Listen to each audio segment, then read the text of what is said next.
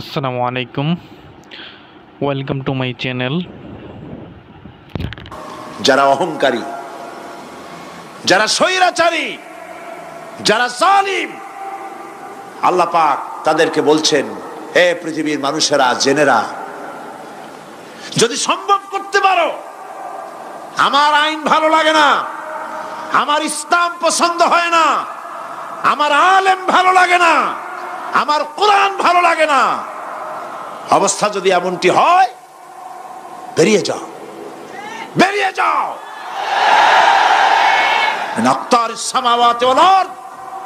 আমার সার্বভৌমত্বের ভেতর থেকে, আকাশের নিচের থেকে, জমিনের উপর থেকে বেরিয়ে যা। ফানফুজু লা তানফুজু ইল্লা বিসুলতান। কোথায় যাব?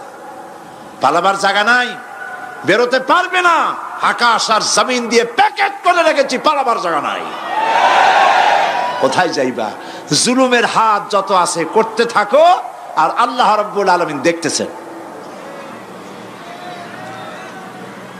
সুতরাং ইমানদার ব্যক্তি, তার মধ্যে বিনয় আসে, বিনম্র হয়। সে পয়সা করে আসে বলে অহংকার করে না, কারণ আল্লাহ বলেছেন, ওয়াল্লাহুল গানিয়্যু ওয়া আনতুমুল ফুকারা। আল্লাহ সাফ বলে দিয়েছেন, আল্লাহই হচ্ছেন, কারো মুখাপেক্ষী নন, সম্পদশালী। আল্লাহর কোন সম্পদের অভাব নাই। ওয়া আনতুমুল ফুকারা, দুনিয়ায় তোমরা যা বাস করো সব ফকিরের গোষ্ঠী, কিচ্ছু নাই তোমাদের। তোমাদের জাতি খাইয়া শেষ করে ভালো, আর আমার কাছে যা আছে আমি শুধু দিতে থাকি, আর ভাণ্ড শুধু ভরাই থাকে, মোটেও খালি হয় না। সুবহানাল্লাহ। কাজী মোমেন বান্দা, সে অর্থ এবং বৃত্তের অহংকার করে না, বিদ্যার অহংকার করে না। অর্থ বৃত্ত কত আছে তোমার, কয় টাকার মালিক? আল্লাহ যদি ইচ্ছে করেন, ব্রেনের ভিতরে যদি টিউমার ঢুকায় দেন, ব্রেনের একটা নার্ভ আর একটা নার্ভের সাথে জড়ায় দেবেন, জায়গা হবে কোথায়? হেমায়তপুর। হেমায়তপুর কোথায়? কাছেই, পাবনা। সুতরাং আল্লাহ পাক ইচ্ছে করলে এটা করে দিতে পারেন, পারেন না? খুব করতে পারেন। হার্টের ভেতরে ক্যান্সার দিয়ে দিতে পারেন, 14 গোষ্ঠী বিক্রি করলেও ডাক্তারের পয়সা হবে না, পারেন না আল্লাহ পাক? পারেন কি না? পারেন। সেই জন্য যত বড় ধনী হোক, পয়সার মালিক হোক, আল্লাহর উপর ঈমান আনলে পরে যে গুণটা হয়, সে অহংকারী হয় না, বিনয়ী হয়। আল্লাহ রাব্বুল আলামিন কোরআনে কারীমের ভিতরে বলে দিয়েছেন, লিল্লাহি মা ফিস সামাওয়াতি ওয়া মা ফিল আরদ। যারা সামান্য একটু রাজত্ব পাইয়া, ছোট্ট ছোট্ট একটা দেশের প্রেসিডেন্ট, প্রধানমন্ত্রী, কি হনুরে, এরকম একটা ভাব। আর্মি হাতে, বিডিআর হাতে, পুলিশ হাতে, যা খুশি তাই করি না। আল্লাহ পাক বলছেন, লিল্লাহি মা ফিস সামাওয়াতি ওয়া মা ফিল আরদ। আকাশ আর জমিনের একচ্ছত্র মালিকানা কার? চিল্লায় বলুন, আল্লাহ পাকের। সুতরাং তুমি মাতবারি করিয়া কদ্দূর পারবা? বেশি দূর যেতে পারবে না। গ্রামে গোয়াল আছে, গরু রাখে যে জায়গায়, ওই জায়গাটার নাম কি? গোয়াল। গভীর রাত্রে গরুর মালিক শুনতে পাচ্ছে গোয়াল ঘরে খুব শব্দ হচ্ছে। রাখালকে ডেকে বলছে, দেখতো কি, কিসের শব্দ? কয় যে, দেখে এসে জবাব দিচ্ছে যে, গোয়ালে যে 60টার শিং মোটা, তার গুতার চোটে ওই গোয়ালের মধ্যে যত গরু আছে কেউ টিকতে পারতেছে না, খালি গুতাইতেছে সমানে। মালিক কয় যে, দীর্ঘদিন থেকে দেখতেছি এটার গুতার চোটে সমস্ত গরুগুলি অস্থির হয়ে যাচ্ছে, যা একটা মোটা দড়ি দিয়া, খাট্ট একটা দড়ি দিয়া খুঁটির সাথে জড়াইয়ে বাঁধতে রাখ গলাটারে। মোটা একটা দড়ি দিয়া গলার সাথে, খুঁটির সাথে যদি বাঁধতে দেয়, এরপরে খালি ফোঁস করতে পারবে, গুতাইতে আর পারবে না। ঠিক অনুরূপ ভাবে কোন জনপদ থেকে, কোন দেশ থেকে যখন দেশের মানুষেরা, যখন দেশের নিরস্ত্র মানুষেরা, গরিব মানুষেরা যখন আল্লাহর দরবারে গভীর রাত্রে ফরিয়াদ তোলে, আল্লাহ, জুলুমে অত্যাচারে জর্জরিত হয়ে গেলাম, মার খেতে খেতে শেষ হয়ে গেলাম, অত্যাচারে অত্যাচারিত হচ্ছি, চিৎকার বাড়তে থাকে। আল্লাহ পাক তখন তার নজর দিয়ে দেখেন, আল্লাহ তো দেখতেই থাকেন সব সময়ের জন্য। আল্লাহ পাক কার কারণে এগুলি হচ্ছে আল্লাহ পাক টের পান। শিং কারো কারো মোটা হয়েছে, আজরাইলকে পাঠায় দেন, যাও খাটো দড়ি দিয়ে বাঁধে থো। খাটো দড়ি কোনটা বুঝছেন? 3 হাত, 3 হাত কবর কোনটা? খাটো দড়ি দিয়ে বাঁধে থো। সুতরাং কত বড় বড় রাজা বাদশা ক্ষমতা এলো, মানুষের উপরে জুলুম করলো, আল্লাহ পাক তার ইন্তেকাম নিয়েছেন। সেই আল্লাহ এখন আর নাই, নাউজুবিল্লাহ। সে আল্লাহ আছেন কিনা? পূর্ণ শক্তিতে বহাল কিনা? হুয়াল হাইয়ুল কাইয়্যুম। এমন অবস্থা নয় যে বাংলাদেশে কি হচ্ছে আর আল্লাহ টের পাচ্ছেন না। কি বলেন? আল্লাহ রাব্বুল আলামিন বলেন, লা তাখুযুহু সিনাতুন ওয়ালা নাওম। ঘুম নাই, তন্দ্রা নাই। কার? ঘুমানো না, তন্দ্রাও যান না। তন্দ্রা কারে কয়? জি, ঝিমটি, জিমানি, যাই বলেন আপনারা বুঝে নিয়ে। ওই যে বসে বসে এরকম করে, আল্লাহ ওরকমও করেন না। ঘুমো নাই, তন্দ্রাও নাই। হযরতে মুসা আলাইহিস সালাম বলছিলেন যে আল্লাহ তুমি নাকি ঘুমাও না। মুসা আলাইহিস সালাম তো খুব আদরের নবী, আল্লাহ পাকের খুব আদরের নবী, দারুণ আদর। আল্লাহ পাক বলছেন, মুসা আমি তোমারে আমার জন্য বানাইছি। সুবহানাল্লাহ। কোরআন শরীফে আছে, আল্লাহ পাক বলছেন, মুসা আমি তোমারে আমার জন্য বানাইছি। তোমাকে যখন তোমার মা দরিয়ায় ভাসায় দিয়েছিল, আমি তোমার বাক্সর দিকে তাকাইছিলাম। সুবহানাল্লাহ। আল্লাহ যদি বলেন আমি তাকাইছিলাম, সুবহানাল্লাহ। তোমারে আমার জন্য বানাইছি। সুতরাং হযরতে মুসা আলাইহিস সালাম তিনি বলছেন, আল্লাহ পাককে খুব আদরের নবী তো, আল্লাহ তুমি নাকি ঘুমাও না। আল্লাহ কয় তুমি বিশ্বাস করো না? হযরত মুসা আলাইহিস সালাম বললেন, আল্লাহ অবশ্যই বিশ্বাস করি, তবে বুঝি না বিষয়টা কি, বুঝি না কেমনে না ঘুমাই পারে, বুঝি না। আল্লাহ আচ্ছা ঠিক আছে, তুমি যখন বিশ্বাস করছো তখন আর অসুবিধা নেই, বিশ্বাস না করলে মুসিবত ছিল।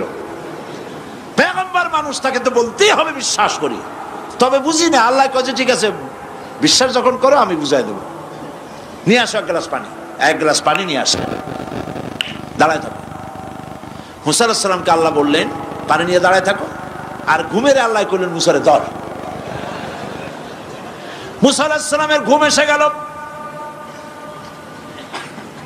ঘুমের আমেজে হাতটা শিথিল হয়ে গ্লাসটা পড়ে ভেঙ্গে চুরমার হয়ে গেল। হযরতে মুসা আলাইহিস সালাম ভয় পেয়ে গেলেন। আল্লাহ পাক শোনায় দিলেন, ভয়ের কোনো কারণ নাই, একটা পরীক্ষার জন্যই দিলাম, তোমার বোঝার জন্যই দিলাম। তুমি যেমন 1 গ্লাস পানি নিয়ে, একটা গ্লাস নিয়ে 1 মুহূর্ত দাঁড়াতে পারলে না, ঘুম আসলো আর হাত থেকে পড়ে গ্লাসটা ভেঙে গেল। মুসারে তুমি বুঝে নাও, তুমি জেনে রাখো, তাম সৃষ্টি জগৎ তোমার আল্লাহ, আল্লাহ রব্বুল আলামিনের হাতের মুঠার মধ্যে রয়েছে। আল্লাহ রব্বুল আলামিন যদি ঘুমায় যান, এই পৃথিবীর আকাশ এবং জমিনের সব ট্রাফিক কন্ট্রোল আল্লাহ পাক নিজেই করেন। যদি তিনি ঘুমায় যান, সব শেষ হয়ে যায়। বাংলাদেশে কি হচ্ছে, পৃথিবীর কোথায় কি হচ্ছে তা আল্লাহ দেখছেন না? চিল্লায় বলো, দেখছেন না? সে আল্লাহ রাব্বুল আলামিন তিনি পরিষ্কার করে বলছেন, যারা নাকি মুমিন বান্দা তারা অহংকারী হয় না, ক্ষমতায় থাকুক ক্ষমতায় না থাকুক, কোন অবস্থাতেই অহংকারী হতে পারে না। আল্লাহ পাক শোনায় দিয়েছেন, যারা অহংকার করে তাদেরকে পরিষ্কার করে বলেছেন, ওয়ালা তামশি ফিল আরদি মারহান ইন্নাকা লান তাখরিকাল আরদা ওয়া লান তাবলুগাল জিবালা তুলা ওয়ালা তামশি ফিল আরদি মারহান। খবরদার, আমার জমিনের উপরে অহংকারের পদে বড় হেঁটো না। দেখছেন না কত আছে অহংকার করে হাঁটে। জমিনের উপরে জুতা পায়ে দিয়ে মচ মচ করে হাঁটতে থাকে। ওয়ালা তামশি ফিল আরদি মারহা ইন্নাকা লান তাখরিকাল আরদা। তুমি কি তোমার পদাঘাত দিয়ে আমার জমিনটারে ভাটায় দিতে পারবা? বলেন পারবে? যদি শক্তি থাকে দাও লাথি, তোমার ঠ্যাং ভাঙবে, মাটির কিচ্ছু। ওয়ালান তাখরিকাল আরদা মা, তুমি আমার এই জমিনটাকে ধসাই দিতে পারবে না। আর ওয়ালান তাবলুগাল জিবালা তুলা, আর পাহাড়ের উচ্চতা লাফ দিয়ে তুমি ছাড়াই যেতে পারবে না। আমার জমিনও ফাটাইতে পারবে না লাথি দিয়া, লাফ দিয়ে পাহাড়ের উচ্চতাও ছাড়াইতে পারবে না। তো এত লাফাও কেন? মুমিন কম লাফাও, শক্তি কম দেখাও। আল্লাহ রাব্বুল আলামিন আবার বলেন ওয়াইবাদুর রাহমানিল্লাযীনা ইয়ামশুনা আলাল আরদি হাওনা। আল্লাহর বান্দা যারা, সত্যিকারের বান্দা যারা, তারা দুনিয়ার বুকে বিনয়ের সাথে হাঁটে, মাথা নিচু করে বিনয়ের সাথে হাঁটে। সুবহানাল্লাহ আলহামদুলিল্লাহ। তো এই আল্লাহর প্রতি ঈমানের সবথেকে বড় লাভ হচ্ছে আত্মমর্যাদা সম্পন্ন বানায়। ঈমান তাকে বিনয় এবং বিনম্র বানায়, অহংকারী বানায় না। আর অহংকার করে তুমি যাবা কই? কদ্দুর ক্ষমতা তোমার? আল্লাহ কোরআন শরীফের বহু আয়াত দিয়ে এই কথাগুলি বলেছেন। আর এটা গেল 2। 3 নম্বরে আল্লাহর উপরে ঈমান আনার, আমি কি বলতেছি বলেন তো দেখি, ফায়দা। আল্লাহর উপরে ঈমান আনার 3 নম্বরের ফায়দা হলো মুমিন ব্যক্তির মধ্যে বীরত্ব এবং নির্ভীক ভাব তার মধ্যে এসে যায়। সে নিজে মুজাহিদ, সে বীর, সে কাপুরুষ নয়। সুবহানাল্লাহ। আল্লাহর উপর ঈমানের কারণে বীরত্ব এবং নির্ভীকতার প্রশিক্ষণ তার মধ্যে তৈরি হয়ে যায়। কারণ মানুষের সবচেয়ে বড় ভয় হলো মৌতের। বলেন তো দেখি, বড় ভয় কিসের? বলেন সবাই। আর যারা বললেন না তারা, তাদের মৌতের কোনো ভয় নেই। মৌতের ভয় আছে কিনা? আছে। কিন্তু ভয় করে যাবেন কই? ভয় তো সেইটারে করা যায় যেটাকে ভয় করে এড়ানো যায়। এখন মৃত্যুকে ভয় করে আপনি কি এড়াইতে পারবেন? পারবেন?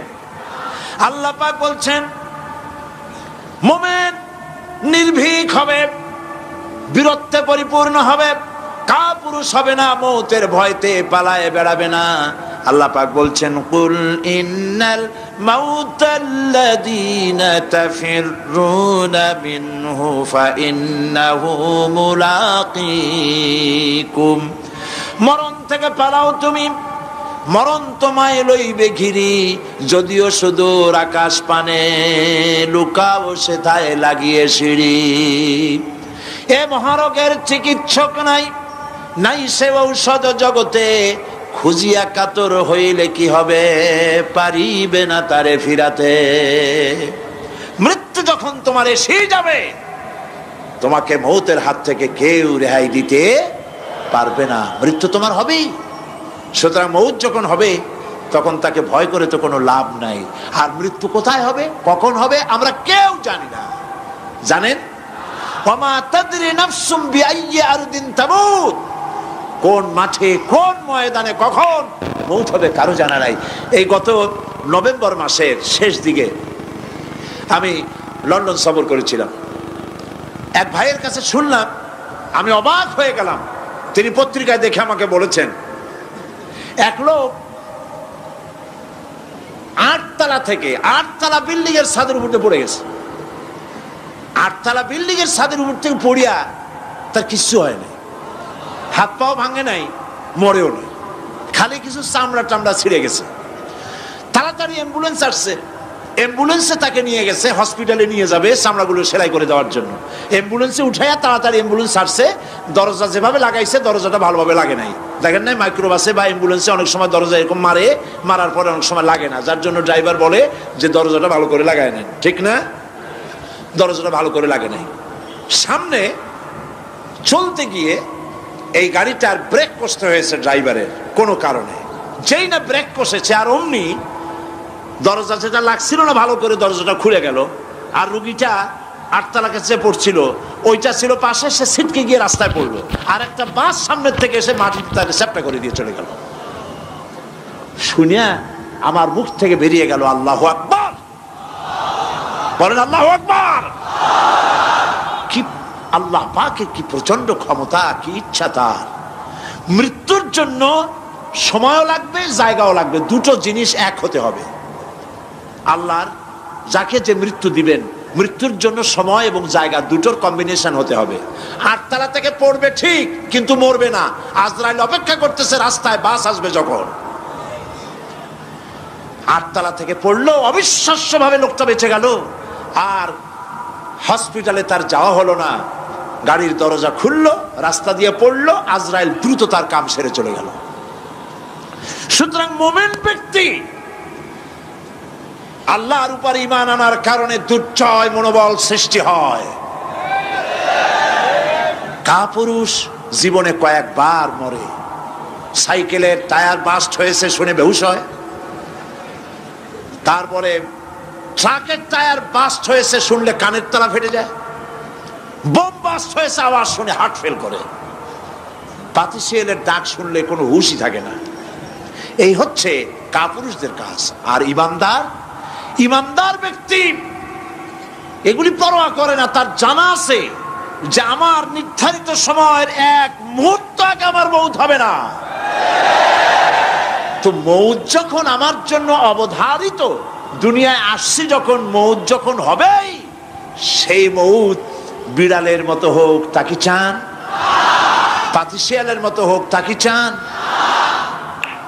আমি তো বলি যে বিড়ালের মতো 500 বছর বেঁচে থাকার কোনো লাভ নাই, সিংহের মতো 5 মিনিট বাঁচুন। মির্জাফরের মতো 50 বছর বেঁচে থাকায় লাভ নাই, খালিদ বিন ওলীদের মতো, সিরাজউদ্দৌলার মতো বেঁচে থাকুন।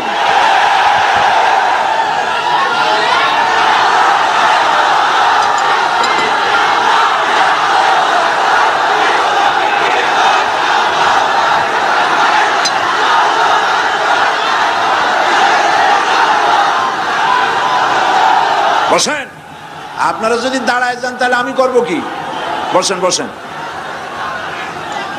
সেই জন্য এই ক্ষণস্থায়ী জীবনকে কেন সেই অনন্ত সুখময় জীবনের জন্য উৎসর্গ করে দেব না, যা আল্লাহর কাছে পাওয়া যাবে কিয়ামতের দিন। দেখেন, মৃত্যু হওয়া উচিত মুসলমানদের, শাহাদাতের মৌত হওয়া উচিত। কি মৌত হওয়া উচিত? আল্লাহকে আজকে প্রাণ খুলে বলি, আল্লাহ জীবন তো নিবাই, সুতরাং জীবন যখন নিবা, মৌতটা শাহাদাতের মৌত তুমি আমাদের দান করে দিও। কাপুরুষের মতো মরতে চাই না, শাহাদাতের মৌত চাই। সুবহানাল্লাহ বলেন, আমিন বলেন। মুমিন ব্যক্তি তার বড় ফায়দা, সে সাহসী হয়। সুবহানাল্লাহ বলেন। দেখেন, বুখারী শরীফের হাদিস,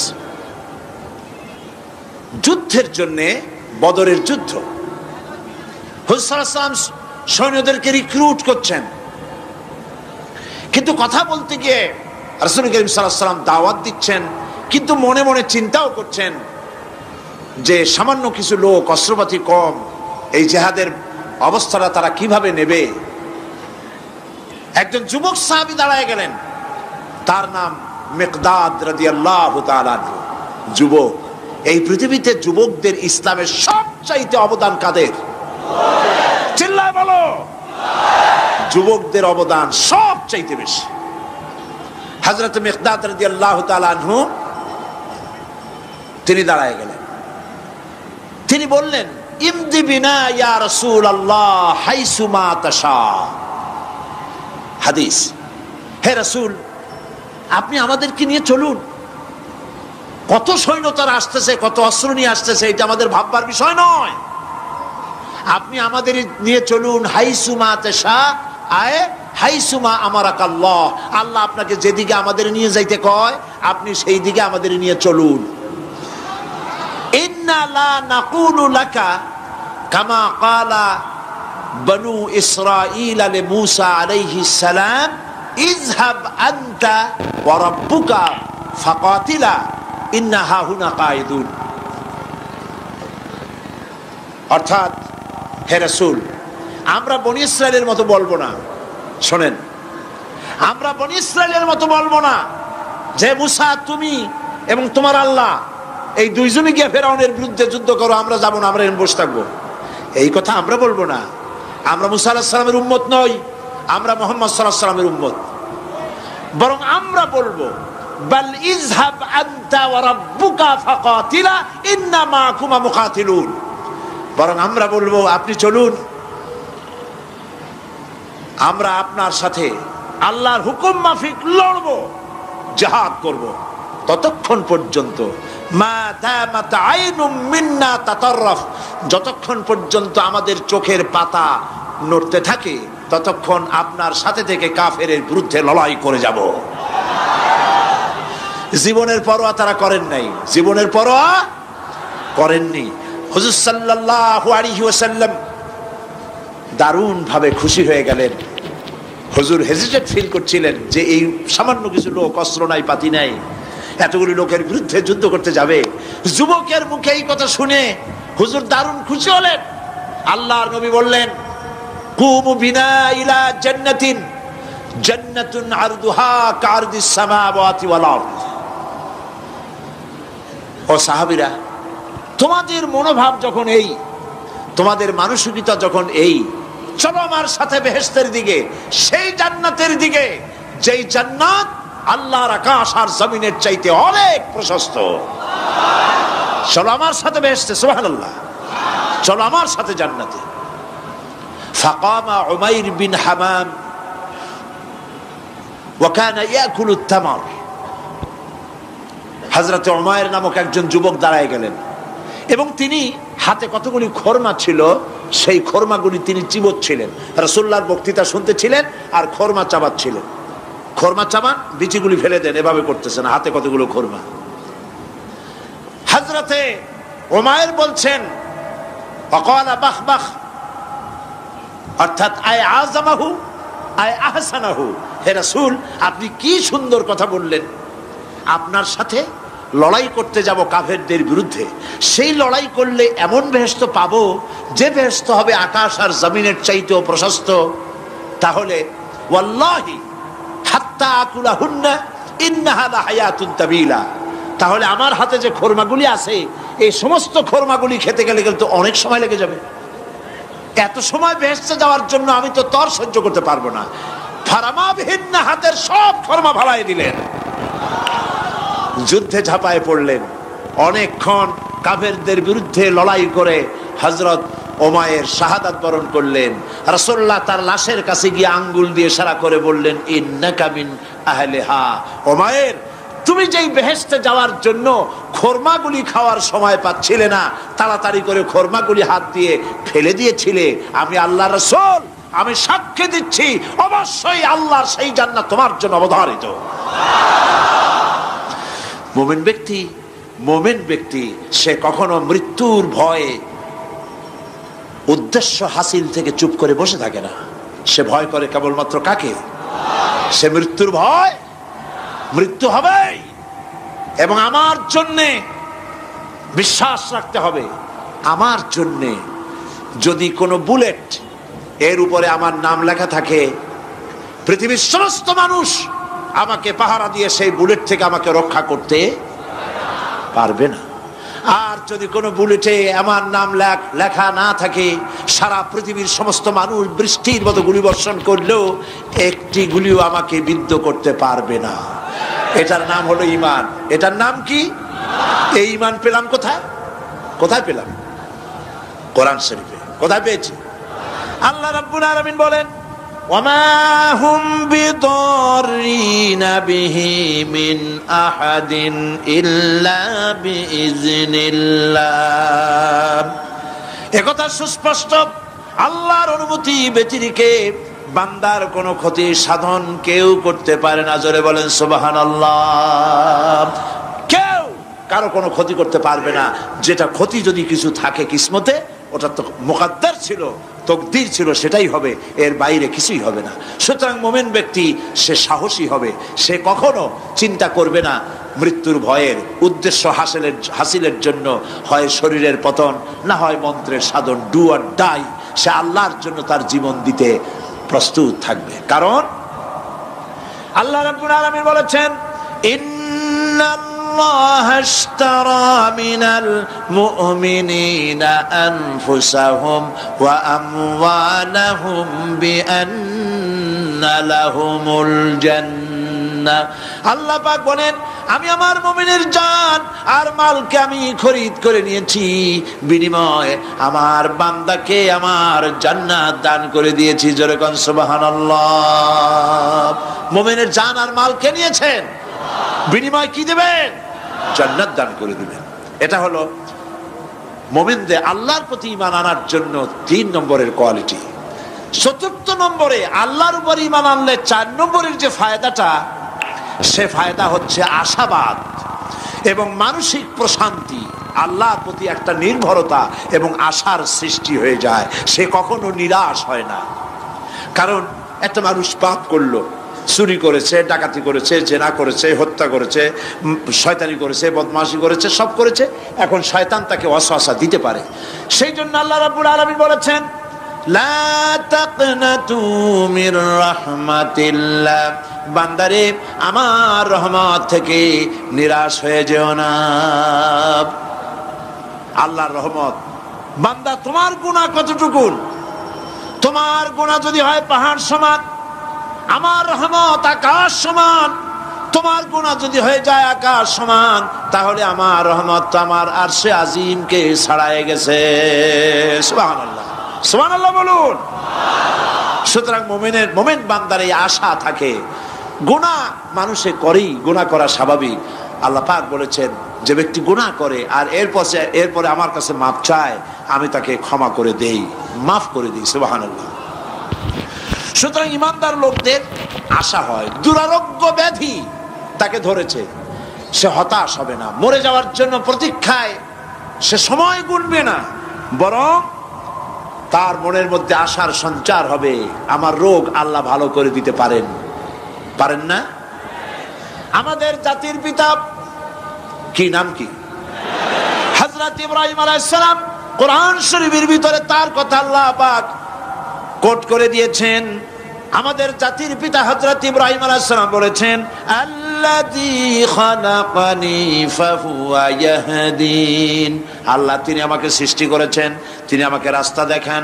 ওয়াল্লাযী হুয়া ইউতঈমুনি ওয়া ইয়াসকিন। আর আমি যখন ক্ষুধার্ত হই তিনি আমাকে খাওয়ান, যখন তৃষ্ণার্ত হই তিনি আমাকে পান করান। ওয়াইদা মারিতু ফাহুয়া ইয়াশফিন। আর যখন আমি অসুস্থ হই, রোগাক্রান্ত হই, আল্লাহ রাব্বুল আলামিন তখন আমাকে রোগ মুক্ত করে দেন। সুবহানাল্লাহ। আমার অসুখ হলে কে রোগ মুক্ত করেন? সুতরাং দীর্ঘস্থায়ী কোনো রোগ হয়েছে, মুমিন হতাশ হবে না। মুমিন হতাশ হবে না। হতাশ হয় কেবলমাত্র কাফের। হতাশ হয় কে? মুমিন কখনো হতাশ হয় না।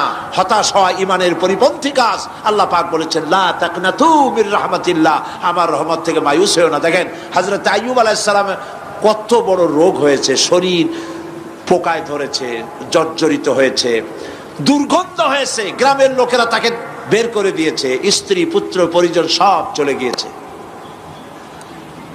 এমনকি জিহ্বায় যখন পোকা ধরল, হযরত আইয়ুব আলাইহিস সালাম আল্লাহ রাব্বুল আলামিনের দরবারে ফরিয়াদ করলেন, আন্নী মাসানিয়াদ-দুররু ওয়া আনতা আরহামুর রাহিমিন। আয় আল্লাহ, আমি অসুস্থ হয়ে পড়েছি, আমি রোগাক্রান্ত হয়েছি, আর তোমার নাম রহমান রহিম, তুমি আমাকে রোগ মুক্ত করো। হযরত আইয়ুব আলাইহিস সালাম আল্লাহর দরবারে ফরিয়াদ করলেন, রব্বুল আলামিন সারা শরীরে পোকায় জর্জরিত হয়ে গেছে, এখন আমার জিহ্বায় পোকা ধরেছে, মাবুদ গো আমি তোমার কাছে ফরিয়াদ করি, আমার জিহ্বায় পোকা দিও না, কারণ জিহ্বাটাও যদি নষ্ট হয়ে যায় তাহলে তোমার মতো আল্লাহর জিকির আমি কি দিয়া করব। হযরত আইয়ুব আলাইহিস সালাম আল্লাহ পাকের কাছে যখন এ ধরনের ফরিয়াদ জানালেন, রব্বুল আলামিন তাকে তার রোগ মুক্ত করে দিলেন, তার স্ত্রী পুত্র সব আল্লাহ রাব্বুল আলামিন ফিরাইয়া দিলেন। সুবহানাল্লাহ। সুতরাং মুমিন ব্যক্তি, কোরআন শরীফে সব আছে, কোরআনের মতো শ্রেষ্ঠ ওয়াজের কিতাব পৃথিবীতে আর শুধু বোঝার দরকার। বিপদে যত বড় বিপদ আসুক, কোন বিপদে মুমিন ধৈর্য হারাবে না। হযরত ইয়াকুব আলাইহিস সালামের ছেলে ইউসুফ আলাইহিস সালামকে যখন তিনি হারায় ফেললেন, তিনি অধৈর্য হয়ে গেছিলেন নাকি? অধৈর্য হন নাই। কারণ আমি আমার বক্তৃতার সূচনায় বলেছি, আমরা কল্যাণ বুঝি না, অকল্যাণও বুঝি না। কোন বিপদ আসতে পরে আমরা হয়রান হয়ে যাই, কিন্তু বিপদের মধ্যে কল্যাণ আছে আমরা তা বুঝতে পারি না। কথা বুঝে আসছে? হযরত ইউসুফ আলাইহিস সালামকে কুয়ার ভিতরে ফেলে দেওয়া হলো। 11 ভাই মনে করেছে কুয়ার ভিতরে ফেলে দিয়া ইউসুফ আলাইহিস সালামকে মেরে ফেললাম, কিন্তু তারা বোঝে নাই আসল কামটা কি হয়েছে। এটা তো কুয়া নয়, এটা একটা টানেল, এটা একটা সুড়ঙ্গ। একদিকে কেনান হলো তার এক মুখ, ওই সুড়ঙ্গের এক মুখ হলো কেনানের। কেনান ইউসুফ আলাইহিস সালামকে ফেলে দেওয়া হলো কুয়ার ভিতরে মারার জন্য, কিন্তু আল্লাহ পাকের ইচ্ছা ইউসুফ আলাইহিস সালাম মরবে না।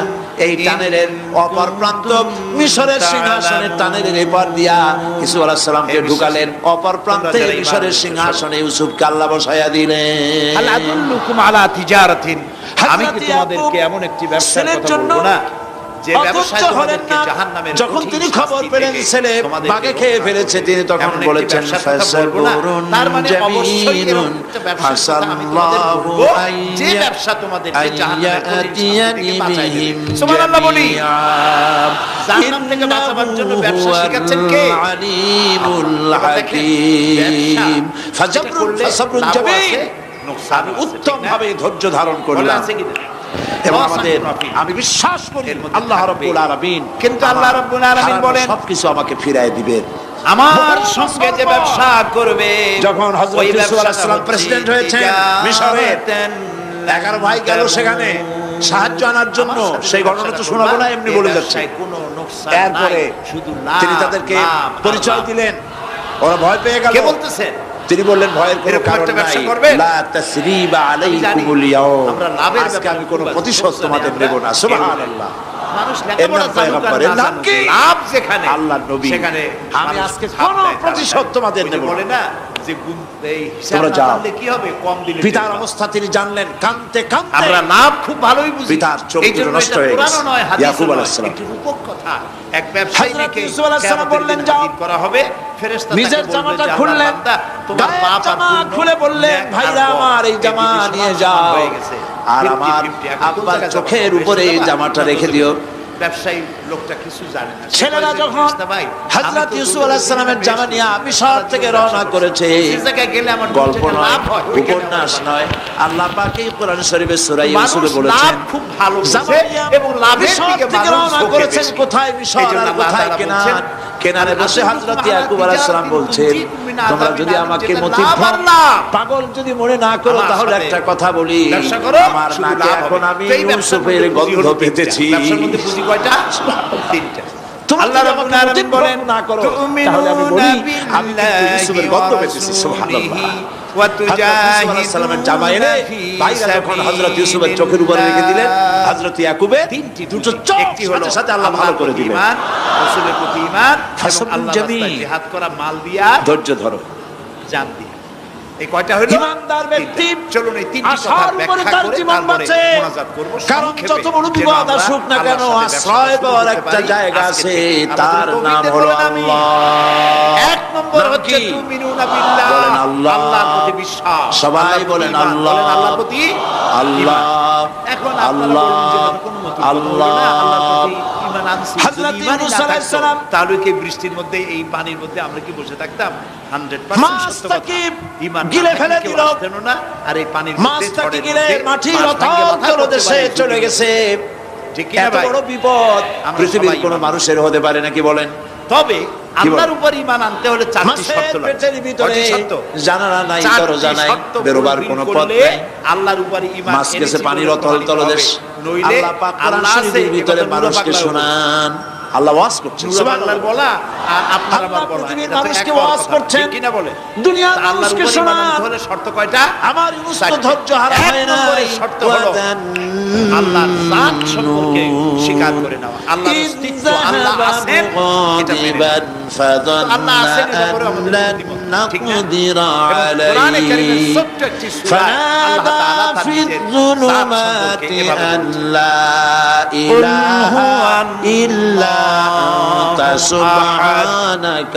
আমরা জানি না এই সূরা কুনতু মিনাজ জালিমিন ফানাদা ফিজ-যুলুমাত জামায়ে কাসীর লাম ইয়ালিদ ওয়া লাম অন্ধকারের ভেতর থেকে হযরত ইউনূস আলাইহিস সালাম চিৎকার মারলেন। মাছের পেটের অন্ধকার, পানির অন্ধকার, আল্লাহ তাআলা রাতের অন্ধকার, হে নবী আপনি ত্রিবিধ অন্ধকারের ভেতর দিয়ে মাছের পেটের মধ্য দিয়ে ইউনূস আলাইহিস সালাম চিৎকার মারলেন। জন্ম দেন নাই, অধৈর্য হন নাই, জন্ম দেয় নাই। দুনিয়া তিনি এই বলছেন আকাশে এবং জমিনে তার পড়েন আমার সাথে, কেউ নাই। লা ইলাহা তিনি এক, তিনি একক, তিনি ছিলেন, তিনি আছেন এবং তিনি থাকবেন। লাইসা কামিসলিহি শাইউন, তার মতো তুমি ছাড়া কোনো ইলাহ নাই, তবে প্রশ্ন কোনো ওঠে, পোষ্য নাই, আল্লাহ মাবুদ আছেন নাই। কোথায়? এরকম একটা প্রশ্ন তোমার করা যেতে পবিত্রতা পারে। ঘোষণা করছি, বলতে পারবেন কোথায় আছে? আমি জালিমদের অন্তর্ভুক্ত হয়ে গেছি। ইউনূস আলাইহিস সালাম যখন কাঁদতেছিলেন, আল্লাহ রাব্বুল আলামিন সেই কান্না শুনেছিলেন কিনা বলেন? তিনি আছেন, এই শুনছিলেন কিনা? সত্য নয়। আল্লাহ শুনতে পেয়েছিলেন কিনা? লাগে তাহলে পানির ভিতরে কেউ শোনে নাই, খারাপ জায়গা আছে। মাছের পেটের ভিতরে ইউনূস আলাইহিস সালাম কিভাবে চিৎকার করছেন, মাছের পেটের ভিতরের আওয়াজ পানির ভিতরে কেউ শোনে নাই, এ কথা ঠিক না। জমিনে কেউ শোনে নাই, অন্তরিক্ষে কেউ শোনে নাই, কোরআনে কারীমে রব্বুল আলামিন কেউ শোনে নাই, তিনি কিন্তু কোথায় আছেন সে আজিবের এ কথা তিনি মালিক নিজেই বলে দিয়েছেন। রব্বুল আলামিন শুনতে পেয়েছেন। সঙ্গে সঙ্গে রব্বুল আলামিন জবাব দিলেন, ফাস্তাজাবনা লাহু ওয়া নাজাইনাহু মিনাল গাম্মি ওয়া কাযালিকা নুজিল মুমিনিন। তো আল্লাহ তাআলা সদা সর্বত্র বিরাজমান, যে কথাটা বলা হয় এটা আক্ষরিক মিনাল গাম্মি ওয়া কাযালিকা নুজিল মুমিনিন। সব জানেন, সব দেখেন, তিনি সামিউন, তিনি বাসীরুন, তিনি দেখতে পান, তিনি শুনতে পান। বড় করে বলেন কে বলছে? বাধা, প্রাচীর, অবস্ট্রাকশন কিছু আপনারা কি ভয় পাইছেন? আল্লাহ দেখার মধ্যে ভয় পেয়েছে মুসলমান? অন্ধকার রাতেও দেখেন, কুয়াশাচ্ছন্ন হলেও দেখেন, মেঘের মধ্যেও দেখেন, তার দেখায় কোনো বাধা নাই, তার সময় কোনো বাধা নাই। এমন কি মহাসাগরের অতল তলদেশে তার মাছের পেটের ভিতর থেকে বাঁচায় দিলেন। মাছের পেটের মধ্যে বেদনা শুরু হয়ে গেল, এমন বেদনা হয়েছে মাছ এখন বমি না করে পারে না। যন্ত্র থাক ছাড়া দেখা যায় না, কথা বুঝতে পারছেন? এমন ছোট্ট মাছ এখন বমি না করে পারে না। ক্ষুদ্রাতি ক্ষুদ্র পানির উপরে মাছ ভেসে উঠল, পেটের জ্বালায় অথবা ক্ষুধার জ্বালায় শরীরের ভিতরে বলছেন মাছ সাতরায় আর কিনারায় চলে গেল। ইউনূস আলাইহিস সালামকে বমি করে ফেলে দিল।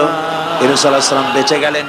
আল্লাহ পাক বলেন, শুধু ইউনূসকে বাঁচাইলাম না, বরং আমি সকলের জন্য আশার বাণী শোনাই। শোনো মুমিনেরা, ওয়া কাযালিকা নুজিল মুমিনিন। মুমিন বান্দা যারা যত বড় বিপদ আসুক আমারে ডাকো, আমি বিপদ দিয়ে বাঁচাই দেব। সুবহানাল্লাহ, বিপদ থেকে আমি বাঁচাই দেব। বিশ্বাস করি সে চুবায়ে মারতে পারে, ডুবায়ে মারতে পারে, ফাইন্না মাআল উসরি ইউসরা, জ্বালিয়ে পুড়িয়ে ছাই করে দিতে পারে। সাপকে বিশ্বাস করি, বাঘকে বিশ্বাস করি, দুঃখ এবং কষ্টের পরে রয়েছে সুযোগ সুবিধা। বিশ্বাস করি খাইলে পরে মরে যেতে পারে। অসচ্ছলতার সাথে রয়েছে উদার সচ্ছলতা। যখন আল্লাহর বিপদ আসছে, এই বিপদের পরে আল্লাহ পাক তার গোলামদের উপরে রহমত নাযিল করবেন ইনশাআল্লাহ। সেই জন্য চারটি শর্তের এক নম্বর শর্ত হলো আল্লাহর হুকুমকে মানা। দুই নম্বরে ঈমানদার লোকেরা শর্ত হচ্ছে আল্লাহ পাক বলছেন স্বীকার করা, ভয় নাই, কোনো চিন্তা নাই। যত বড় বিপদে পড়ো আমারে ডাকো, আমি ডাকের সাড়া দিয়ে দেব। সবাই আল্লাহরে ডাকেন। সুবহানাল্লাহ ওয়ালহামদুলিল্লাহ লা ইলাহা ইল্লাল্লাহ। জোরে পড়েন সুবহানাল্লাহ আলহামদুলিল্লাহ লা ইলাহা ইল্লাল্লাহ সুবহানাল্লাহ ওয়ালহামদুলিল্লাহ।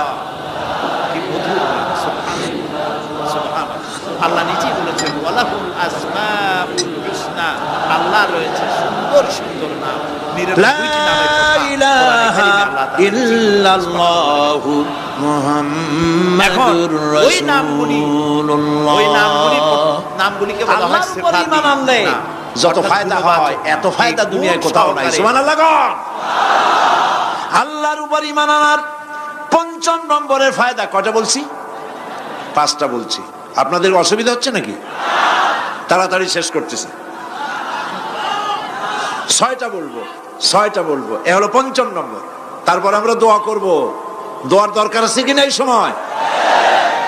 ৫ম নম্বরে আল্লাহর উপরে ঈমান আনলে পরে আরেকটি বড় ফায়দা, সেটা হলো কঠিন এবং কঠোর বিপদে আল্লাহ পাক তার মধ্যে অবিচলতার এবং ধৈর্য ধরার তৌফিক দিয়ে দেন। সুবহানাল্লাহ।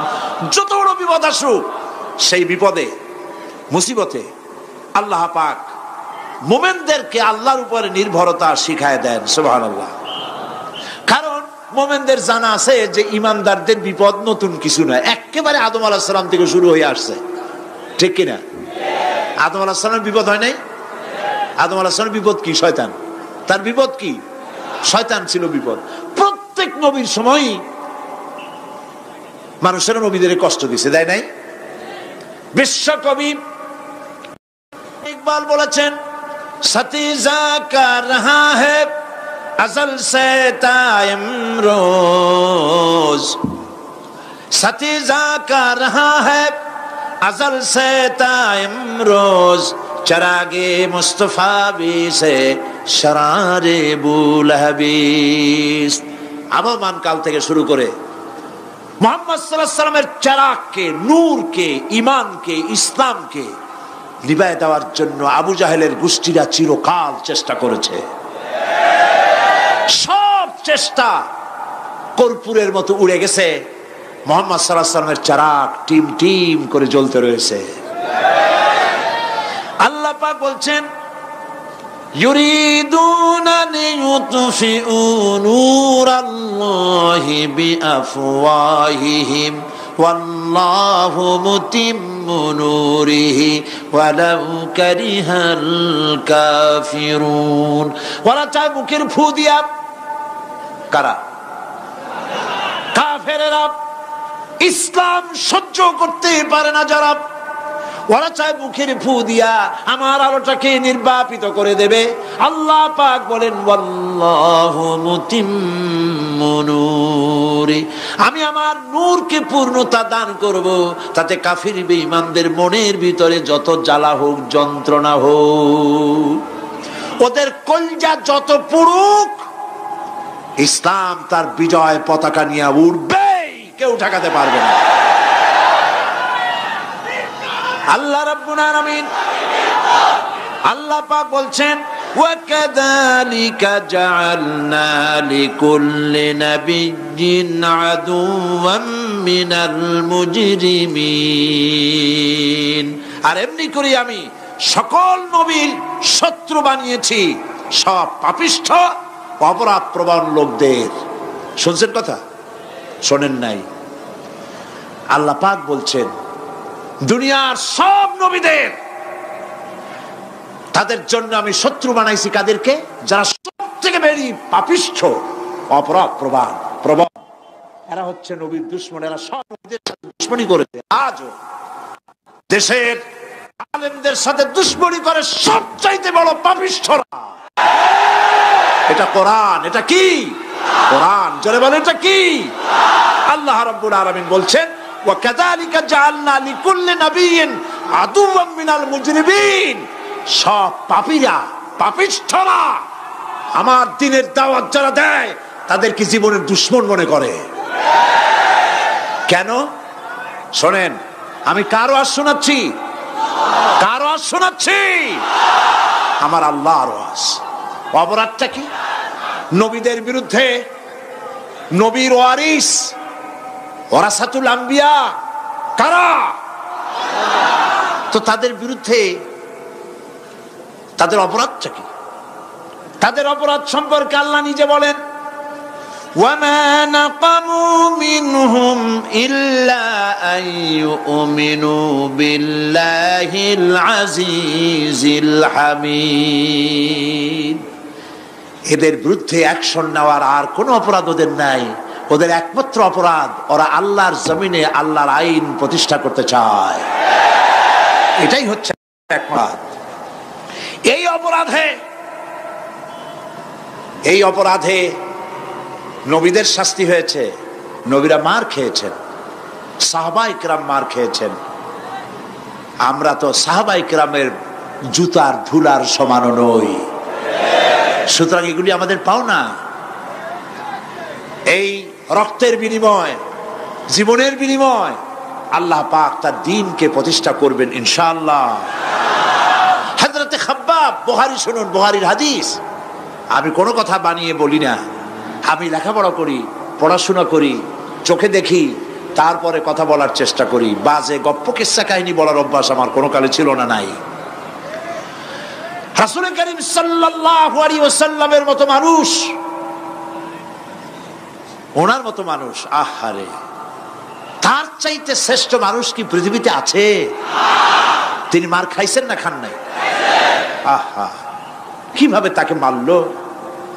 গলায় চাদর দিয়ে পেঁচাইয়া আছাড় মেরে ফেলে দিয়ে তারপরে তাকে প্রহার করা হয়েছে। আবু জাহেল মেরেছে, বেহুশ হয়ে গেছেন হুজুর।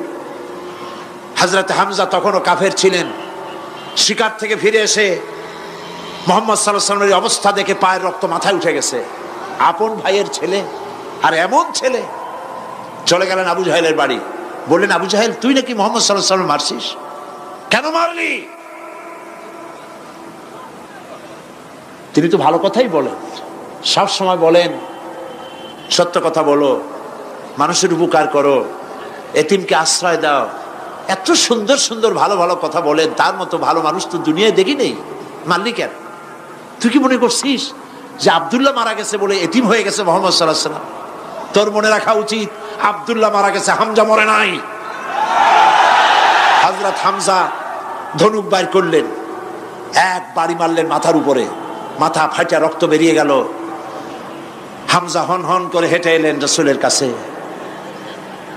হুজুরের অসুস্থ দেহ মোবারক কোলে উঠায় নিয়ে বললেন, বাবা, তার মস্তক মোবারক কোলে উঠায় নিয়ে বললেন, আমি আবু জাহেলের মাথা ফাটিয়ে রক্ত বের করে দিয়ে এসেছি, তুমি একটু খুশি হও।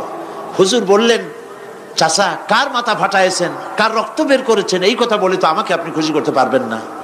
তিনি বললেন, বাবা, তুমি কি হলে খুশি হও?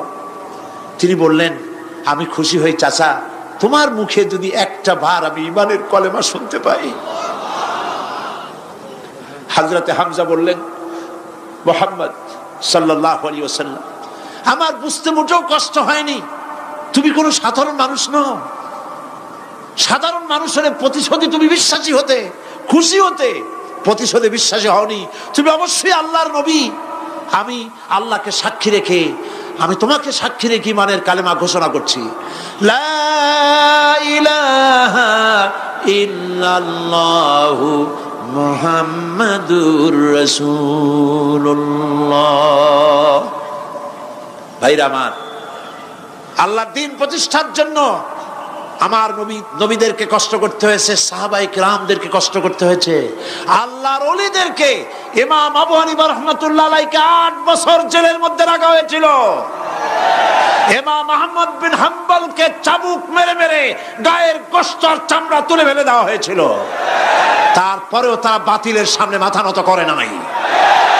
এর নাম হচ্ছে ইসলাম। এর নাম কি? বুখারীর হাদিস, হযরত খাব্বাব বিন আরিত রাদিয়াল্লাহু তাআলা আনহু। বুখারীতে হাদিসটা এভাবে এসেছে, ওয়ান খাব্বাব বিন আরিত রাদিয়াল্লাহু তাআলা আনহু আন্নাহু قال قال شكونا الى رسول الله صلى الله عليه وسلم وهو متوسد بردة له في ظل الكعبة। তিনি বললেন, আমরা রাসূলের কাছে গেলাম, যায় দেখি রাসূল করিম সাল্লাল্লাহু আলাইহি ওয়াসাল্লাম কাবা শরীফের ছায়ায় আরাম ফরমাচ্ছেন। আমরা কাছে গিয়ে বললাম, আলা তাস্তানসিরু লানা আলা তাদউ লানা ইয়া রাসূলুল্লাহ, হে রাসূল, আপনি কি আমাদের জন্য দোয়া করবেন না? আমরা তো মার খেতে খেতে শেষ হয়ে গেলাম। আমাদের খাব্বাবকে, খুবাইবকে, আম্মারকে, সুমাইয়াকে মেরে শেষ করে দিল। ওরা আমাদেরকে না খাওয়ায় রাখে, সারা রাত খেতে দেয় না, ঘুমাতে দেয় না। তারা আমাদের বেলালকে মেরে মেরে রক্তাক্ত করে উত্তপ্ত মরুভূমির উপরে চিৎ করে শোয়ায়, বুকের উপরে পাথর চাপা দিয়ে রেখেছে। ওরা সাহাবায়ে কেরামদেরকে মারতেছে, না খাওয়ায় রাখতেছে। হুজুর, আপনি কি আল্লাহর কাছে দোয়া করবেন না? এখনো কি দোয়ার সময় আসে নাই?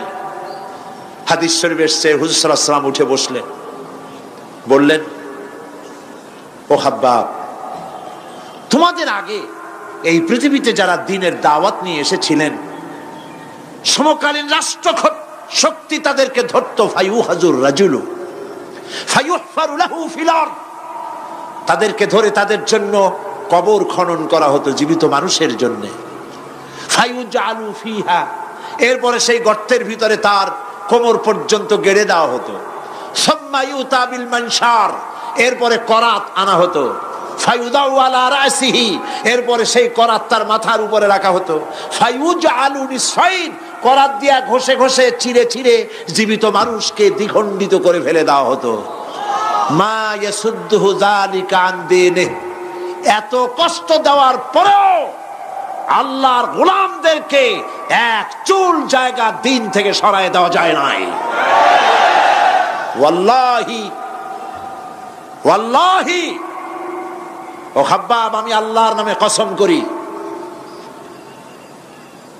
লাইউতাম্মান্নাল্লাহু হাদাল আমরা হাত্তা ইয়াসিরু রাকিবু মিন সানআ ইলা হাদরামাউত। আমি আমার আল্লাহর নামে কসম করি। কে কসম করছেন? সুবহানাল্লাহ বলবেন না? রাসূলুল্লাহ কসম করছেন, আমি কসম করি আল্লাহর, সেদিন বেশি দূরে নয়, যেদিন ইয়েমেনের রাজধানী সানা থেকে শুরু করে হাজরামাউত পর্যন্ত হাজার হাজার মাইল সওদাগরেরা তাদের পণ্য নিয়ে, মহিলারা তাদের সৌন্দর্যের পসরা নিয়ে একাকিনী অথবা দলবদ্ধভাবে যাতায়াত করবে মরুভূমির উপর দিয়ে। লা ইয়াখাফু ইল্লাল্লাহ, আল্লাহ ছাড়া তাদের অন্তঃকরণে কোনো ভয় থাকবে না। ওয়ালাকিন্নাকুম তাস্তাজিলুন, তোমরা বড্ড তাড়াহুড়ো করছো, অপেক্ষা করো, সেরকম সময় আসবে। রাসূল করিম সাল্লাল্লাহু আলাইহি সাল্লাম সেরকমের সময় দিতে পেরেছিলেন নাকি পারেন নাই? পেরেছিলেন কিনা? সেজন্য রক্ত দিতে হয়েছে, সেজন্য মার খেতে হয়েছে, সেজন্য জেলে যেতে হয়েছে। রাসূল করিম সাল্লাল্লাহু আলাইহি সাল্লামকে, জেল তো নতুন কিছু নয়।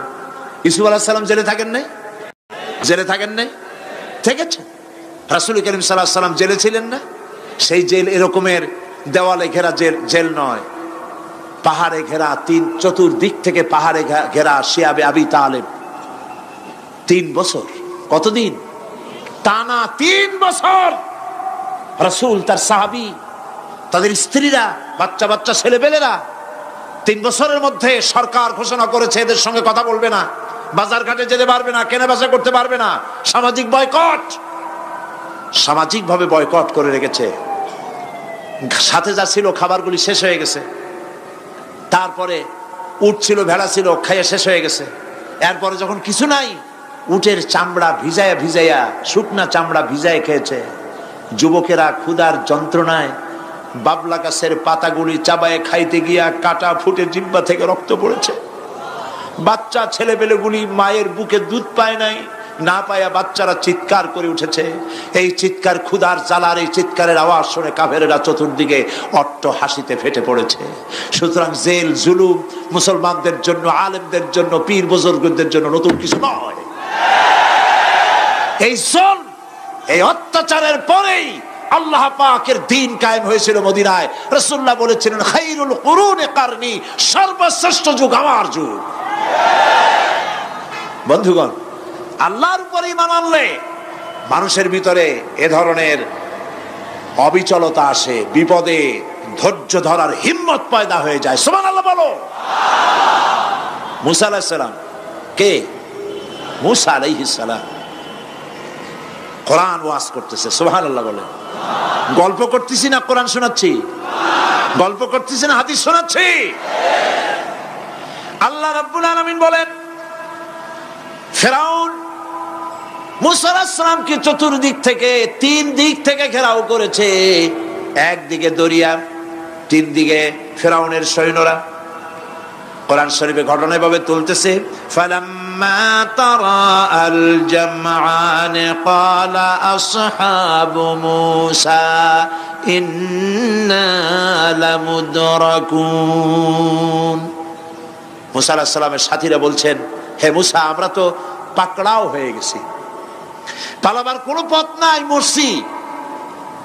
মূসা আলাইহিস সালাম ভয় পাইছিলেন নাকি? ঈমান কারে বলে?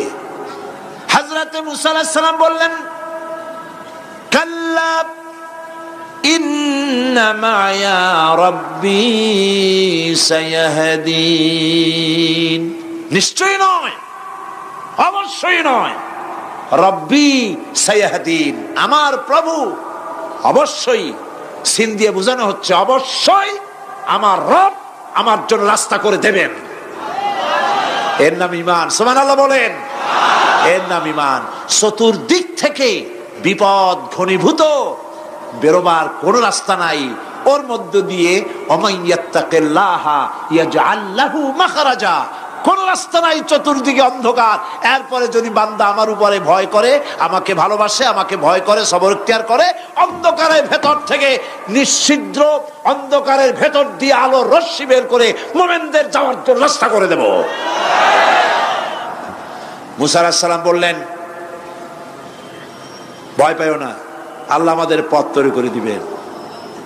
আল্লাহ রাব্বুল আলামিন হযরত মূসা আলাইহিস সালামকে বললেন, হাতের লাঠি দিয়া দরিয়ার উপরে আঘাত করো। মূসা আলাইহিস সালাম আঘাত করলেন। রাস্তা দরকার ছিল একটা। মূসা আলাইহিস সালামের এক আঘাতে রব্বুল আলামিন দরিয়ার ভিতরে মূসা আলাইহিস সালাম এবং তার সাথী সঙ্গীদের পারাপারের জন্য 12টা রাস্তা পয়দা করে দিলেন। গল্প না কোরআন।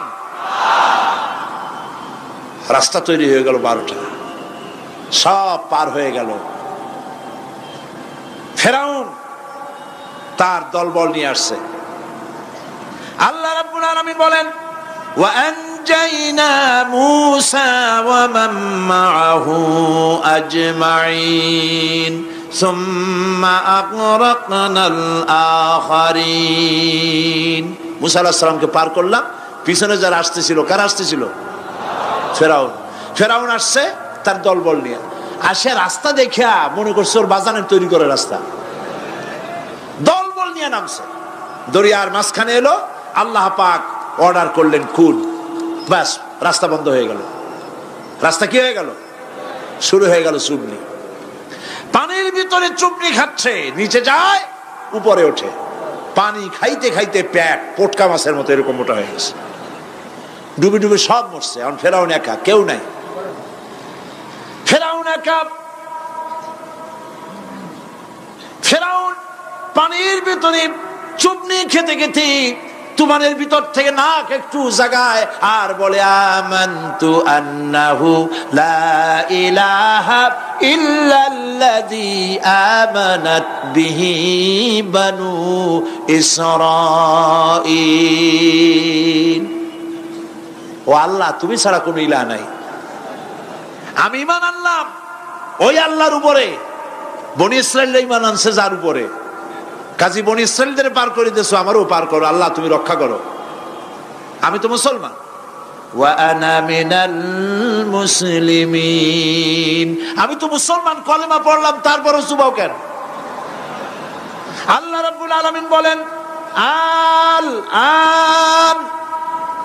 এখন وقد عصيت قبل وكنت من المفسدين। এখন ঈমান আনতেছ, আর এর পূর্বে আমার দিন যারা জমিনে প্রতিষ্ঠিত করতে চেয়েছে তাদেরকে জেল দিয়েছো, জুলুম করেছো, অত্যাচার করেছো। আজ তোমাকে ছাড়বো না। তোমাকে শুধু মারবই না, আলিয়াউমা নুনাজ্জিকা বিবাদানিক, আলিয়াউমা নুনাজ্জিকা বিবাদানিক, আমি তোরে শুধু মারবই না। কে বলতেছেন? জোরে বলেন, কে বলতেছেন? আমি তোরে শুধু মারবই না, আলিয়াউমা নুনাজ্জিকা বিবাদানিক, আমি তোর শরীরটারে বাঁচায় দেব। তোর শরীর পানিতে পচবে না, পোকায় খাবে না, মাটিতে পচাবে না, তোরে আমি শুটকি বানায় রাখবো। কিয়ামত পর্যন্ত দুনিয়ায় যত ফেরাউন আর ফেরাউনের বাচ্চারা আসে তোরা দেখে যেন তারা ইতিহাস স্মরণ করে। আল্লাহ রাব্বুল আলামিন কোরআনে কারীমের মধ্যে পরিষ্কার করে মানুষদেরকে বুঝায় দিয়েছেন, আল্লাহর উপর ঈমান আনলে পরে তার হিম্মত বেড়ে যায়, মনের বল বেড়ে যায়। সুবহানাল্লাহ। হযরত রাসূল করিম সাল্লাল্লাহু আলাইহি ওয়াসাল্লাম কাফের বেঈমানেরা চতুর্দিক থেকে বাড়ি ঘেরাও করে রেখেছে, পালাবার কোনো পথ নাই। ঘুমেছিলেন তিনি, জিবরাইল এসে বলেন, ইয়া রাসূলুল্লাহ ঘুমের থেকে জাগুন, আল্লাহ আপনাকে সালাম বলেছেন আর আপনাকে হিজরত করার জন্য মদিনায় আল্লাহর অর্ডার করেছেন। বাড়ির চতুর্দিকে কাফেররা তরবারি নিয়ে দাঁড়ানো। নবীজি ঘুমের থেকে জেগে হযরত আলীকে ডেকে বলেন, আলী রে, আমার বিছানায় আমার চাদর মুড়ি দিয়া ঘুমায় থাকো, আল্লাহ আমাকে অর্ডার করেছেন, আমি মদিনায় চললাম। হযরত আলী হুজুরের দিকে তাকায় বলেন, ইয়া রাসূলুল্লাহ আপনার বিছানায় আপনার চাদর মুড়ি দিয়ে আমি ঘুমায় থাকবো, সকালবেলায় কাফের বেঈমানেরা এই ঘরের মধ্যে প্রবেশ করে আপনার কম্বলের নিচে আমারে দেখে তারা মোহাম্মদ মনে করে আমারই তারা কেটে কেটে টুকরা টুকরা করে দেবে। আমার কোনো আপত্তি নাই, কোনো ভয় নাই, কোনো চিন্তা নাই, কোনো দুঃখ নাই, বরং আমার মনের মধ্যে এটাই তৃপ্তি হবে যে আমি আলীর জীবনের বিনিময় আল্লাহর নবী দুনিয়ায় বেঁচে থাকেন।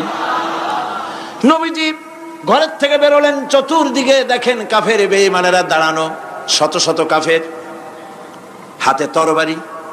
হুজুর সাল্লাল্লাহু আলাইহি ওয়াসাল্লাম এক মুষ্টি বালু হাতে নিলেন, এক মুঠো বালু হাতে নিয়ে ফু দিয়া বালুগুলো ছেড়ে দিলেন। ঘরের চতুর্দিকে যত কাফের ছিল সবগুলির চোখের মধ্যে বালি ঢুকে গেছে। চোখের মধ্যে যদি বালি ঢোকে তাহলে কি মজা লাগে না? দুই হাত দিয়া সমানে ঘষা শুরু করছে কাফেরেরা, দুই চোখ আঙ্গুল দিয়া ঘষাঘষি করছে। এই ফাঁক দিয়া নবীজি বেরিয়ে গেলেন, একটা কাফেরও দেখে নাই নবী কোথায় গেলে।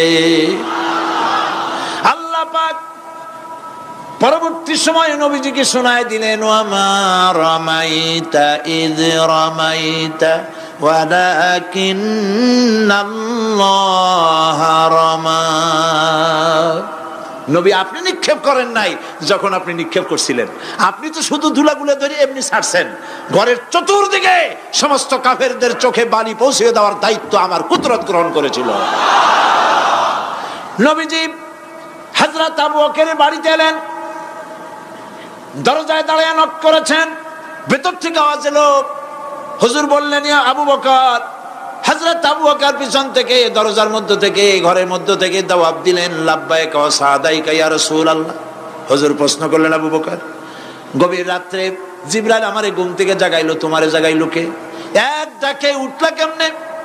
হযরত আবু বকর বলেন, ইয়া রাসূলুল্লাহ আপনি আমারে নিয়ে হিজরত করবেন বলেছিলেন, আমি চিন্তা করেছি না জানি কত রাত্রে নবীজি আসেন, আর আমার দরজায় দাঁড়ায়া নবীজি আমারে ডাকবেন, আমি থাকবো শুয়া, বেয়াদবি হয়ে যাবে। এই জন্য বিছানায় না ঘুমায়া আপনার পবিত্র জবানের ডাক শোনার জন্য এত রাত ধরে এই দরজার সঙ্গে দাঁড়ায়া দাঁড়ায়া ঘুমাইতেছিলাম। নবীজি হযরত আবু বকর রাদিয়াল্লাহু তাআলা আনহুকে সঙ্গে করে নিয়া মদিনার পথ পরিহার করে মেসফালার মধ্য দিয়ে যারা হজে গেছেন দেখে আসছেন, মেসফালা জাবালে কেদোয়া, মেসফালার উপর দিয়া জাবালে কেদোয়ার উপর দিয়া আরো একটা পাহাড় পাড়ি দিয়া জাবালে সুরে চলে গেলেন। সন্ধ্যা হয়ে গেল, ফজর হয়ে কি বলে ফজরের রক্ত হয়ে গেল। হযরত আবু বকর বলেন, ইয়া রাসূলুল্লাহ পালাবার উপায় নাই, ধরা পড়ে যাব, তাড়াতাড়ি চলেন গুহার মধ্যে ঢুকি। তবে পাহাড়ে গুহা, সাপ থাকতে পারে, বিচ্ছু থাকতে পারে, আমি আগে ঢুকি, কোনো বিপদ হয় আমার উপরে হয়ে যাক, আল্লাহর নবী সুস্থ থাকুক। হযরত আবু বকর কি মহব্বত, নিজের জীবনের চাইতে রাসূলের মহব্বত বেশি, সুবহানাল্লাহ। এই জন্য নবীজি বলেছেন, ও আমার সাহাবীরা, तमाम পৃথিবীর সমস্ত মুমিনের ঈমান যদি এক পাল্লায় রাখা হয় আর একা আবু বকরের ঈমানটা যদি আরেক পাল্লায় রাখা হয়, তোমরা দেখতে পাবে तमाम পৃথিবীর মুমিনের ঈমানের তুলনায় একা আবু বকরের ঈমানের পাল্লাটা ভারী হয়ে গেছে। হযরত আবু বকর গুয়া সাফ করে হুজুরকে ডাকলেন, হুজুর ভিতরে ঢুকলেন, বলেন, আবু বকর সারা রাতের একটা বিরাট অংশ হাঁটছি, পাহাড় বেয়েছি, কষ্ট হয়েছে, তুমি একটু বসো, তোমার উরুর উপরে মাথা রেখে আমি একটু ঘুমায় যাই। হুজুর ঘুমায় গেলেন।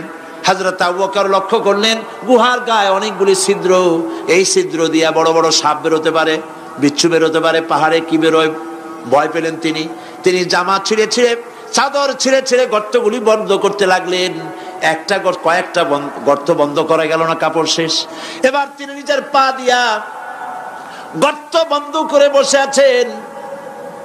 বিষধর এক সাপ বহু চেষ্টা করেছে বেরোবার, কোন পথ না পেয়ে ছিদ্র পথে বেরিয়ে এসে হযরত আবু বকরের পায়ের উপরে দংশন করেছে। হযরত আবু বকর বিষের যন্ত্রণায় চোখ দিয়ে পানি পড়ছে, চোখের পানি দেখে রাসূলুল্লাহ ঘুম ভেঙে গেল। ঘুম ভেঙে হুজুর দেখেন হযরত আবু বকরের চোখে পানি। হযরত রাসূল জিজ্ঞেস করেন, আবু বকর কাঁদো কেন? বাড়ির কথা মনে পড়লো নাকি? বউ বাচ্চার কথা মনে পড়লো নাকি? কাঁদো কেন? হযরত আবু বকর বলেন, ইয়া রাসূলুল্লাহ, যেই দিন কালেমা পড়ে ঈমান এনেছি সেদিন থেকে আমার জীবন, আমার স্ত্রী পুত্র পরিজনের চাইতে, আমার জীবনের চাইতে আপনাকে বেশি ভালোবাসি। হুজুর বলেন, কাঁদো কেন? হযরত আবু বকর সাপের দংশনের কথা বললেন, যন্ত্রণায় কাঁদতেছি। হুজুর মুখ থেকে একটুখানি থুতু মোবারক বার করে দংশিত জায়গায় লাগাই দিলেন, যন্ত্রণা বন্ধ হয়ে গেল।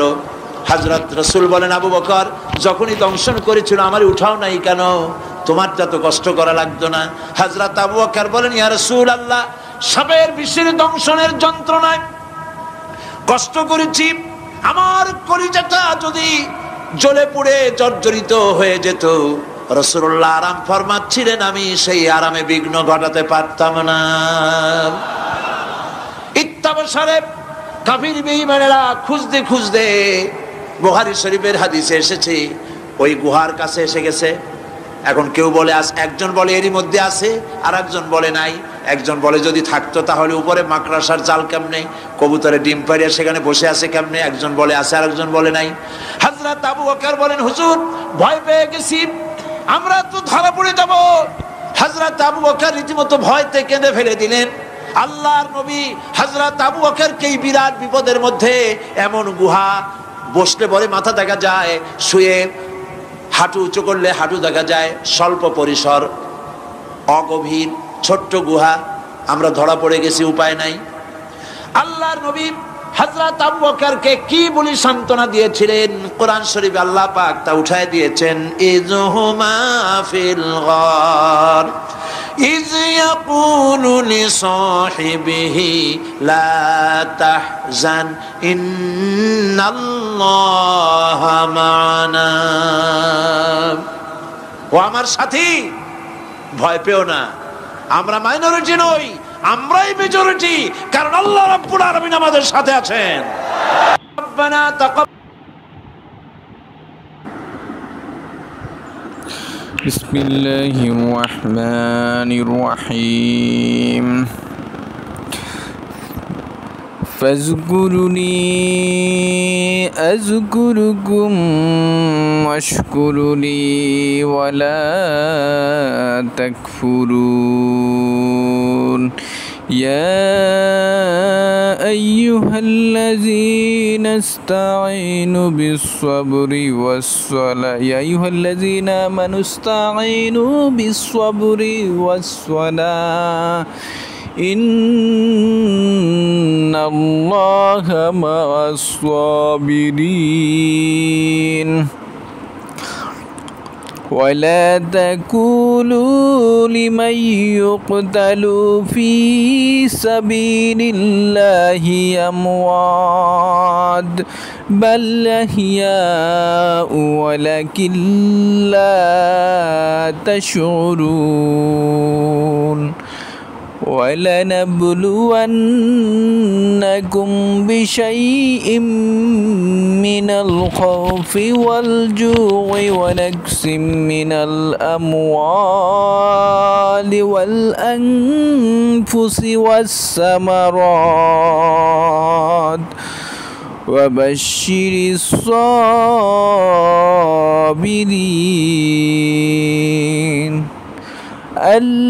الذين إذا أصابتهم مصيبات قالوا إنا لله وإنا إليه راجعون أولئك عليهم صلوات من ربهم ورحمة وأولئك هم المهتدون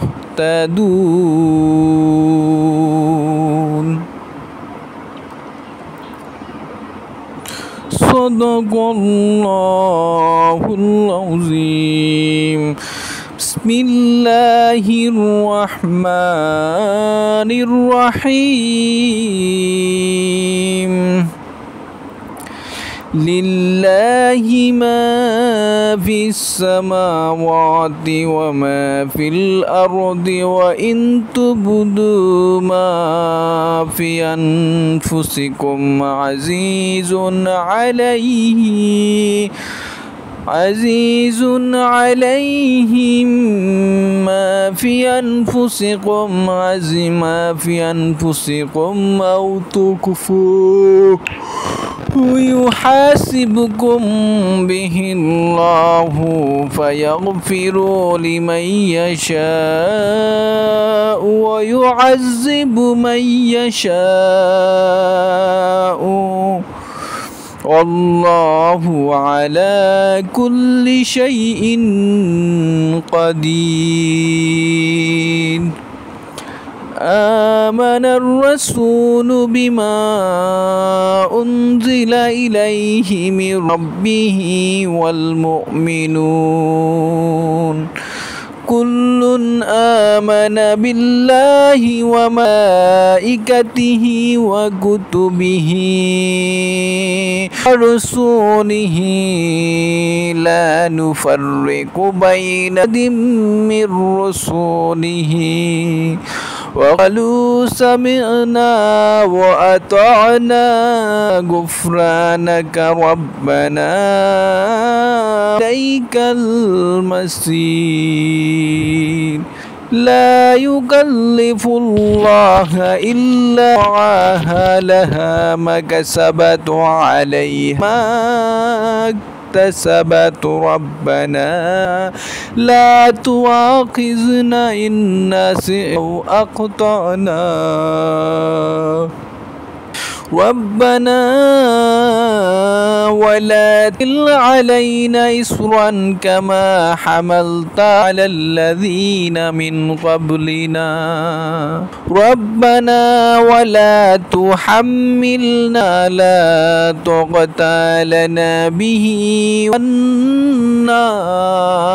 واغفر لنا وارحمنا أنت مولانا فانصرنا على القوم الكافرين صدق الله العظيم بالله الرحمن الرحيم الرحمن علم القرآن والإنسان البيان أسوى القمر بحسبان والسماء رفعها والميزان ألا تطغوا في الميزان والأرض وضعها للأنام فيها فاكهة النخل ذات الأكمام والحب ذو العصف ريحان فبأي آلاء ربكما تكذبان رب المشرق ورب المغربين فبأي آلائكما تكذبان مرج البحرين يلتقيان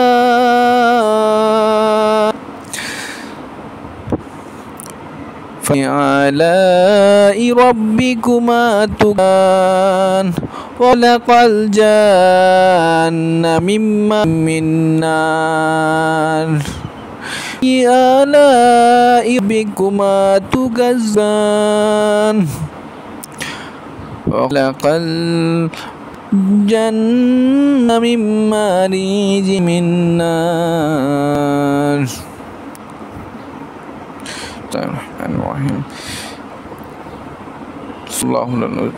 بسم الله الرحمن يا معشر الجن والإنس إن استطعتم أن تنفذوا من أقطار السماء والأرض فانفذوا لا تنفذون إلا فبأي آلاء ربكما تكذبان يرسل عليكما شاج من نار ونحام فلا تنتصران فبأي آلاء ربكما تكذبان فإن شقت سماء كان سماء فكان وردا كالدهان فبأي آلاء ربكما تكذبان فيومئذ لا يسأل عن ذنبه ولجان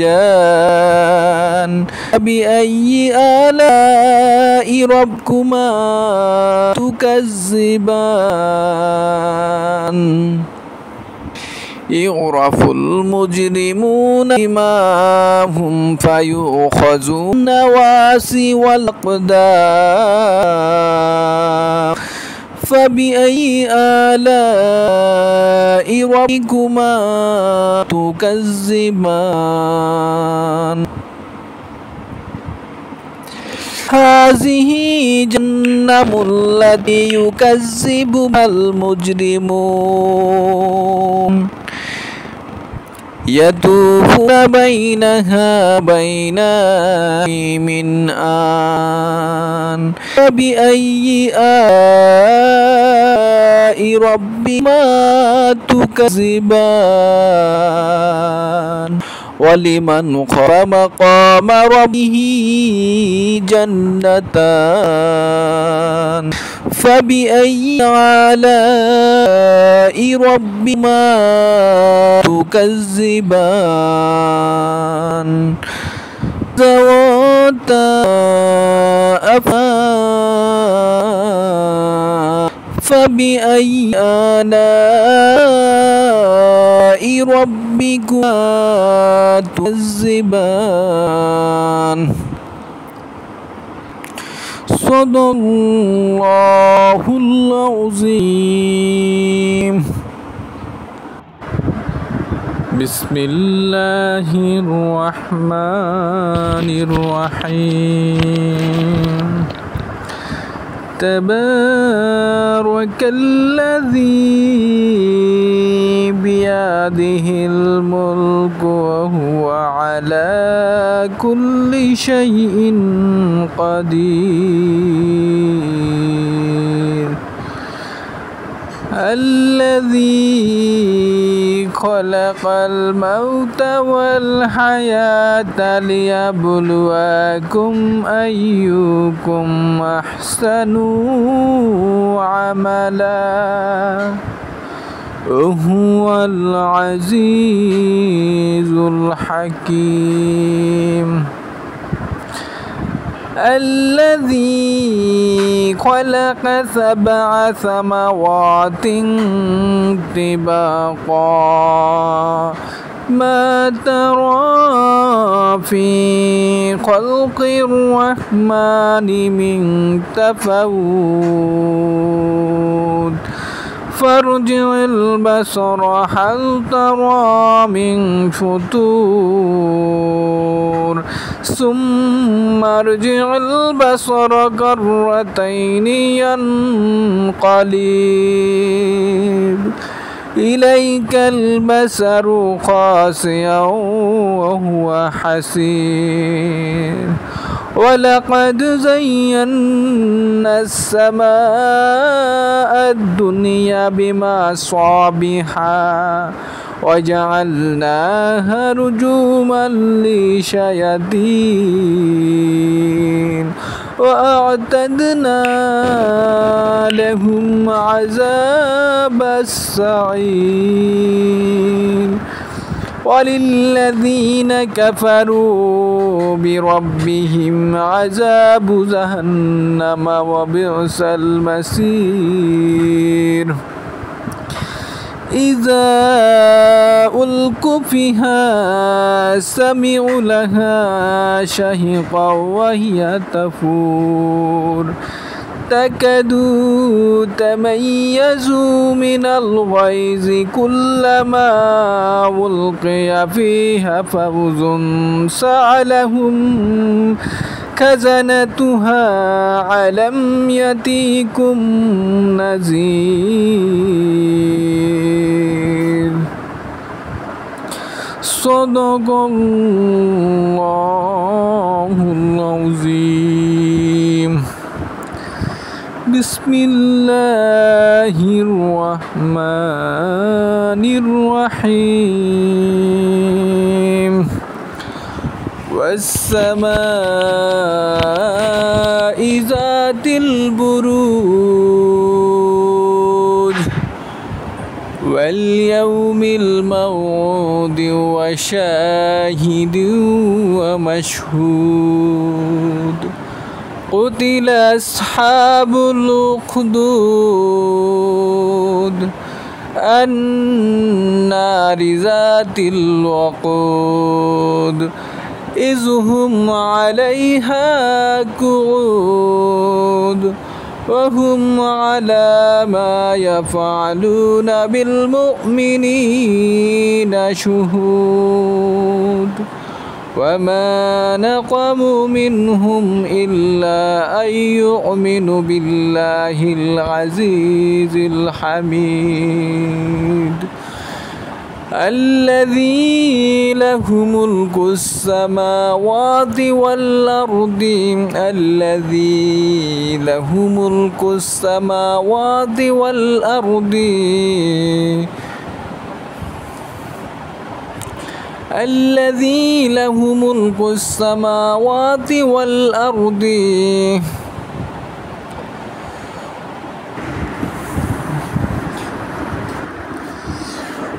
الذي له ملك السماوات والأرض والله على كل شيء شهيد إن الذين فتنوا المؤمنين والمؤمنات ثم لم يتوبوا فلهم عذاب جهنم ولهم عذاب الحريق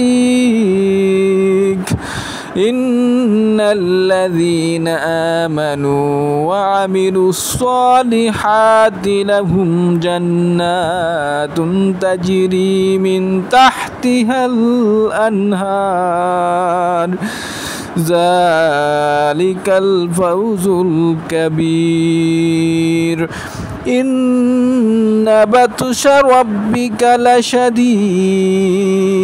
إنه هو يبدئ ويعيد وهو الغفور الودود ذو العرش المجيد فعل لما يريد هل أتاك حديث الجنود فرعون وثمود بل الذين كفروا في تكذيب والله من ورائهم محيط بل هو قرآن مجيد في لوح محفوظ.